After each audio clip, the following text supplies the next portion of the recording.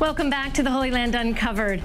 It is exceedingly rare that one archaeological find disrupts a well-established theory, but that's what seems to have happened right here in northern Israel in a cave near Mount Carmel.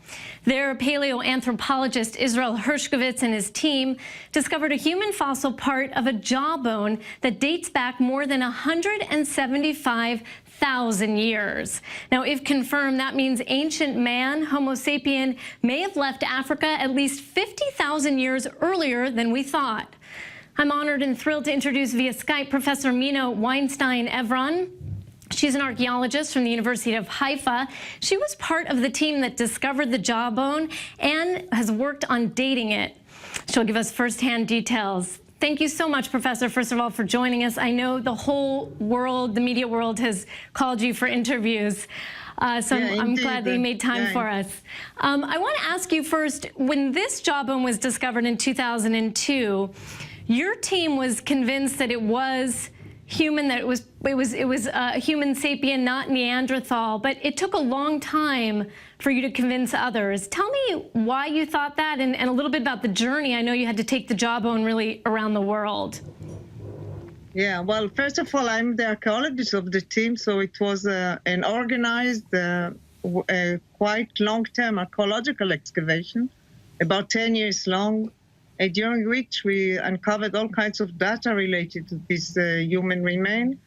It's a very rich archaeological area, and first of all, we dated the culture in which this jawbone was found. So it's a clear archaeological context, if you want, and the culture itself tells us that it's very, very old, because this culture in Israel is between 250,000 to 150,000 years old.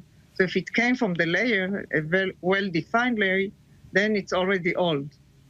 But then we wanted to make sure, to convince others that we are sure about it, so we dated one of the teeth of this jawbone, and then also a kind of a crust which accumulated on top of the jawbone throughout the years. And the first accumulation dated to about 185,000 years old. So altogether, all the data, all the dating data kind of convene together this range that we are now publishing. In other words, by the way, the jaw itself is probably between 177 and 194,000 years old, but the culture within the cave started at 250,000. So maybe people, the same people, other people of the group, in fact, arrived in Mount Carmel, in the Levant, in Israel, as early as 250,000 years ago. What does it actually mean for our understanding of early man, of Homo sapiens, that maybe they left Africa 50,000 or more years earlier than we thought? What kind of shift does that create? First of all, it's totally modern. It's much more modern than the human remains we found later in Israel, which are dated to roughly around 100,000 years ago, from Mount Carmel and from the Galilee, which, or until now, until this finding, were thought to be the earliest Homo sapiens out of Africa or in the world. So now we found something older and even more modern, which means that there were more and more waves of people coming out of Africa.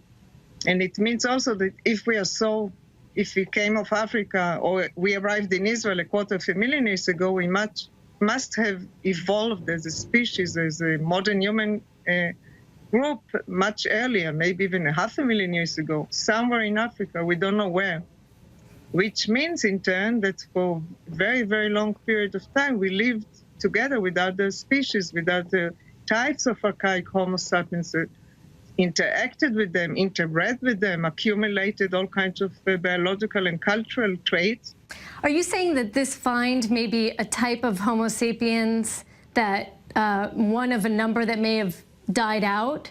Or are we, or do we know yet if we're directly related by DNA to this find? This one probably died out, but it was one of some waves that came from Africa. Now we know there was one around 250,000. There was probably another one at 100,000. These are the people I was talking before. We now know, based on genetic studies, that you and me, derived from later Homo sapiens, probably 60,000 years ago.